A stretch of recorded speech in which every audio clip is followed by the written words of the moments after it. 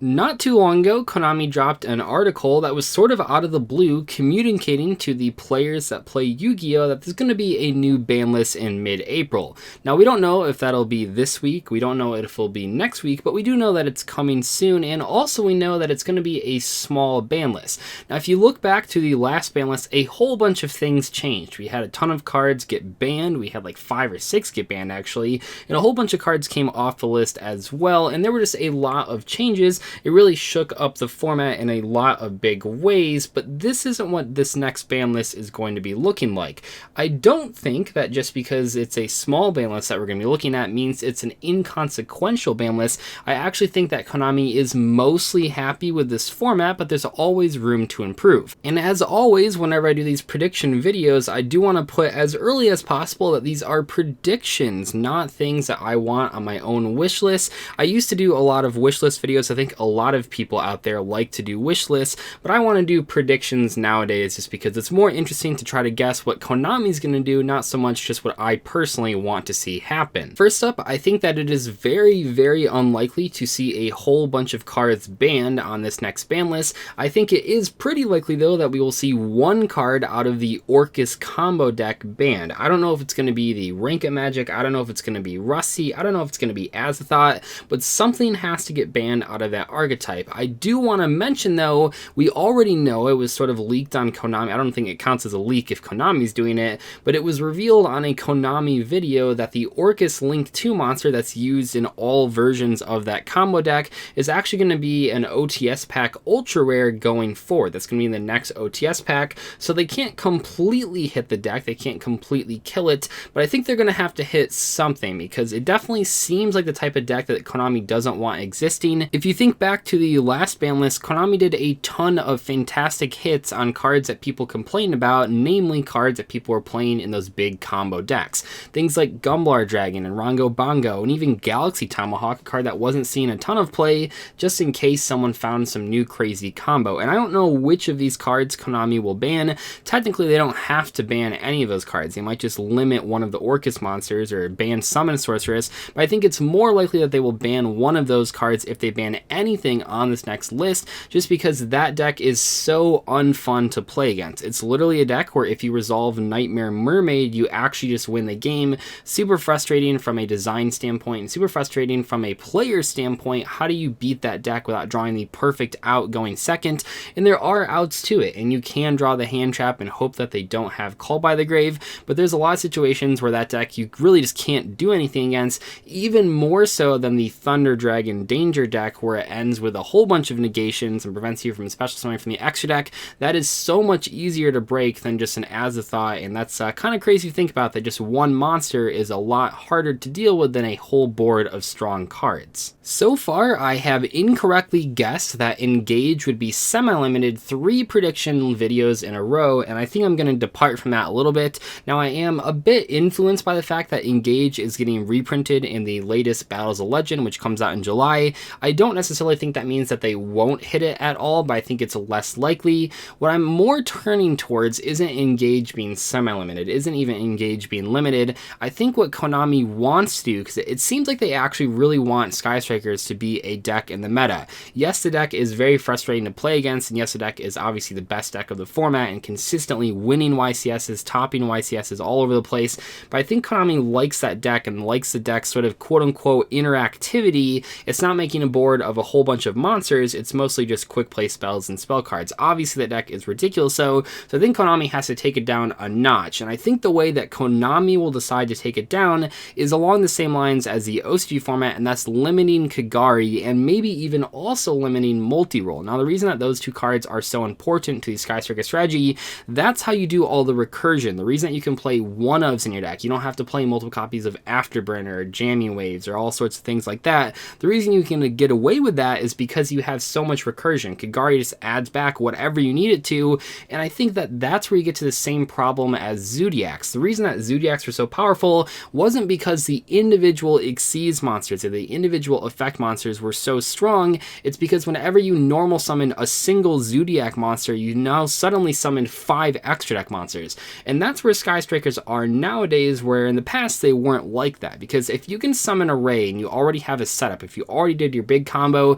even if your opponent pushed through your board of multiple Widow Anchors, all you have to do is normal summon a Ray and then summon a Kagari, add back Engage, and now you have multiple Engage activations, you have multiple searches, multiple draw effects, and you have all this recursion. So I think what Konami is going to do is they're going to limit Kagari. I think that makes the most sense. It seems to be working pretty well in the OCG, and I think that on this next ban list, if they're doing a light hit but still want Skystakers to be in the metagame, limiting Kagari, maybe even limiting multi-roll, that's the way to go. Now, in most cases with Link 4s that have been forbidden, it wouldn't have made a huge difference if they were limited. If you think back to when Firewall went from 3 to 1, it was still abused in a variety of strategies, and things like Gumblar Dragon and other Link 4 monsters, if you ban them, it makes a much greater difference than if you just limit them.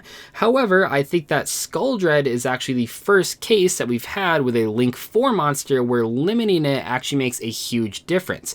One of the ways that the Danger Thunder Dragon deck can beat you is by summoning multiple Skuldreds in one turn. And the reason that Skuldred is so important is because when you have the Guard Dragons on the board, you can only summon dragon monsters, and oh, it just happens that Skuldred is a dragon monster. And the reason Skuldred is important beyond that is that it has 3 down pointing arrows, which is huge, and also you get that excellent special summon from hand effect. If your opponent is able to summon one Skuldred and they're playing Danger Thunder Dragons, in almost every single situation they'll be able to summon a second one, and at that point they've just been able to manipulate their hand way too much and they can just set up whatever board they want to. I think this is the first case where if you limit Skuldred, yes, your opponent will still be able to summon one of them, but you won't have to worry about them summoning the second one, and also they have to make a lot more awkward plays with the Guard Dragons to actually get them off the board to finish the normal combo that they're trying to do. Speaking of dangers, do I think Konami will hit them on this next list? I think the answer is no. Maybe we'll see a very, very slight hit with like semi-limiting Snake or semi-limiting Nessie. Clearly the problem danger cards are Snake, Nessie, and Jackalope. Those are the ones that you see staple 3-ofs in every single deck, but on the other hand, while I know a lot of people complain about dangers, if you look at the top 3 decks, Sky Strikers, Salomon Greats, and the Danger Thunder Dragon deck, only one of those is playing danger monsters, and while they are very efficient and very probably badly designed cards, they're not the top decks. They're not in every single top deck is what I'm trying to say here. They're only in one of them, and while they do make some decks like Orcas become more relevant because the dangers are so efficient when you're trying to summon big Link monsters,